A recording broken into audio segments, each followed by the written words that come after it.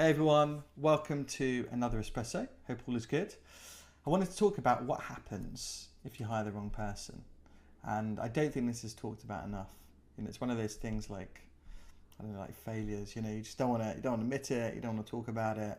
You're going to try and do everything you can, of course, to make sure that the person you've hired works out. But I think it's important to talk about because you might go through like 3, 4, 5, 6, 7, 8, 10 interviews. You might do psychometrics. Other people have given their view and the consensus has been like, right, let's go. But still, you might get it wrong, to be a little bit, whatever, not cynical, but flippant, it's kind of like speed dating a little bit, right? Like you're meeting someone for an hour, maybe 2, maybe 3, most of the time not. It's like you meet them once, maybe twice, your team meets them and stuff, and you'll make a decision. But it's still short, right? And it's very subjective recruiting. What does a good CV look like? What does a good candidate look like? What does a job hopper look like? Have you defined what you're actually looking for? What does good look like for you? What does success look like? All these things in recruiting, super subjective. You need to make sure that everyone's agreed. Then you need to go and, maybe use scorecards. Maybe you just use gut feel. However you do it, but you've decided to hire someone. And you always trust your gut, right? Because most of the time you get it right. But there's the odd occasion where they turn up on day 1, day 2, and it's not right. Now, look, there's a place for everyone on this planet.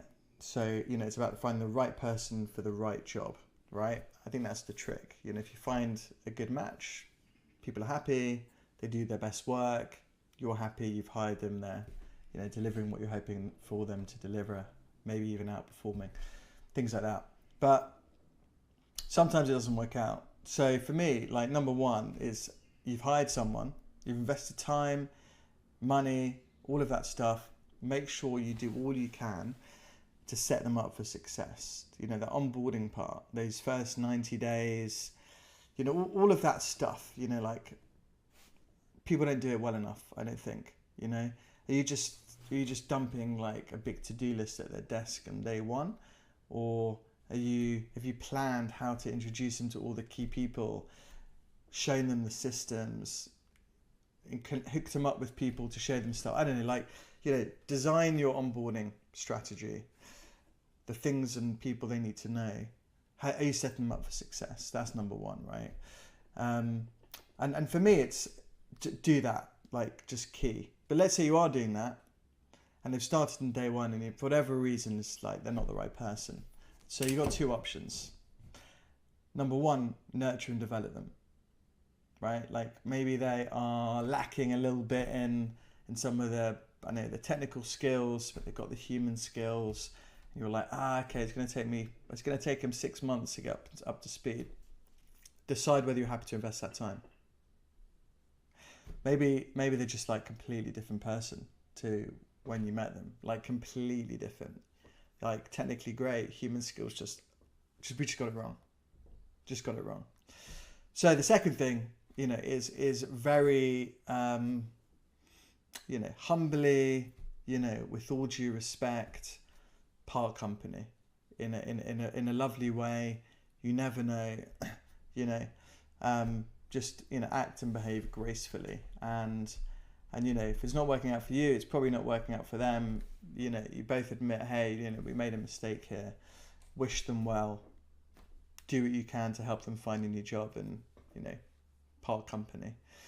And it's a hard thing to do, right? And I'm putting me in this as well. Like when you've hired someone and you kind of know it's not the right person, you always just hang on. Like you give it a little bit longer than you should, right? We all do. Like it's classic. It's like, I should have part companied with them. I should have got rid of them, whatever. Like a few months earlier, it just wasn't good for anyone, So that's a hard thing to do. The worst is to do nothing, right? That's the kind of, let's give it another month or 2. Let's give it another. Suddenly that just infects everything, right? They're not doing well. You're just emotionally, mentally, you've just it's gone with this person, right? And it's not going to work out. And just emotionally, you're just not quite ready to, to admit that. But that's a call you got to make early. So don't do nothing. You either go all in and you help this person succeed, or you call it a day. And either way, right? Either way, that's good for both parties, right? If they've joined and they're a little bit under where you were hoping for them to be, you've committed to hiring them. Commit to go all in, nurture them, nurture and develop them. Wonderful thing to do. They'll probably be your best employee. If they're not the right person, whatever that means for you guys, cut it. Don't waste any more time. Don't waste their time. Don't waste your time. And it'll be way better for everyone. So that's why we do. Hope that helps. Thank you so much for joining. Appreciate all of your feedback, thoughts, comments, all of that stuff. Don't forget to subscribe in all the usual places: YouTube, Spotify, Apple Podcasts, all of that cool stuff. Feel free to leave a review and DM me with any feedback.